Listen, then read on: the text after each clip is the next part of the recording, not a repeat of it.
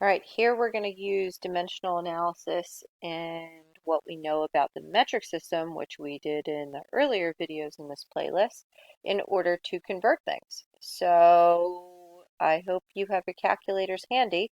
Go push pause, go and get them because you definitely want to practice putting these in the calculator. Here it says to express a mass of 5.712 grams into milligrams and into kilograms. Okay, so we know that 1 milligram is 1 times 10 to the negative third grams, and 1 kilogram is 1 times 10 to the third grams. You can also use conversion factors that you might recognize from like everyday conversions, meaning that there are 1,000 milligrams in 1 gram. So use whatever you are more comfortable with, but for some of the prefixes, you're not going to know what the common conversions are. So this means 1/1000th. This means 1,000 equals 1. So it depends on how you look at them. 1 times 10 to the third is saying 1 kilogram is equal to 1,000 grams. And again, you can refer to the other video where we go over our metric prefixes again in order to know what each and every one of these are. So if you take a look at milligram, here we are, 1 times 10 to the negative third. And here for kilo, we have 1 times 10 to the third. So you have to be very careful with your milli and your kilo. Okay, so if we have 5.712 grams and we want to know what each one of these is, we use our conversion factors in order to change them into the desired units. So if we have 5.712 grams, we're going to put grams on the bottom and the desired unit up top. So for the first one, it's going to be milligrams, and for the second one, 5.712 grams, we're going to put grams on the bottom, and it's going to be kilograms up top. Now, I put this little thing here in the notes for you because one of the prefix is equal to the exponent of the base unit. So it's 1 milligram is equal to 1 times 10 to the negative third grams. So that's what I would put here. 1 milligram on top and 1 times 10 to the negative third on the bottom. Or 1 kilogram is equal to 1 times 10 to the third grams. And then you plug these into your calculators. So you'll see on this slide here, I have it positioned just so that grams and grams cancel out. And in our calculator, we would plug in 5.712 times 1, that's obviously optional, divided by 1e negative 3. E means times 10 to the.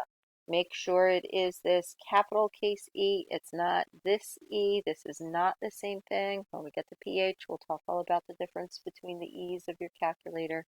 And you get 5.712 milligrams. Okay, that's what that is equal to. Down here, where we have 5.712 grams, we put 1 times 10 to the third grams on the bottom and 1 kilogram up top. Grams and grams cancel out.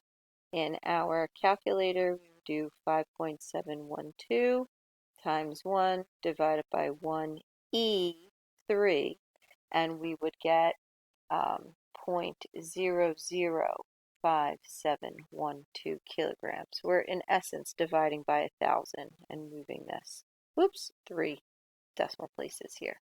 All right, and then you have your other 0 out in front. Okay, so here we have our correct answers for you.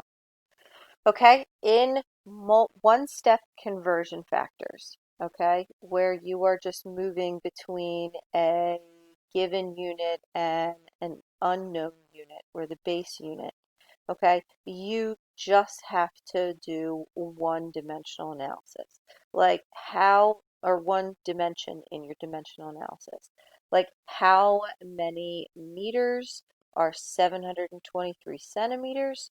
You can either do that 1 centimeter is equal to 1 times 10 to the negative second meters, or 1 meter is equal to 100 centimeters.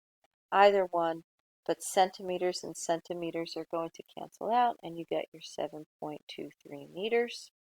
And then down here at the bottom, we're going to do kilometers and meters. 1 kilometer is equal to 1 times 10 to the third meters, or 1 um, kilometer is equal to 1,000 meters. Put whichever one you're more comfortable with. Meters and meters are going to cancel out. So if we divide by 1,000, it is 0.034 kilometers for that answer. Okay, so here you can see it again, all typed out and nice for you with our correct answers, 7.23 and 0.034.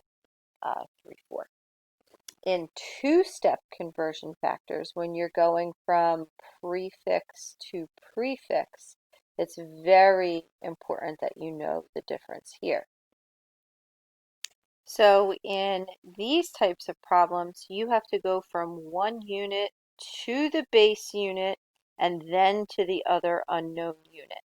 Okay, so if you were converting picometers to centimeters or centimeters to picometers, you don't know the direct conversion, but you know how to get from centimeters to meters, and you know how to get from meters to picometers.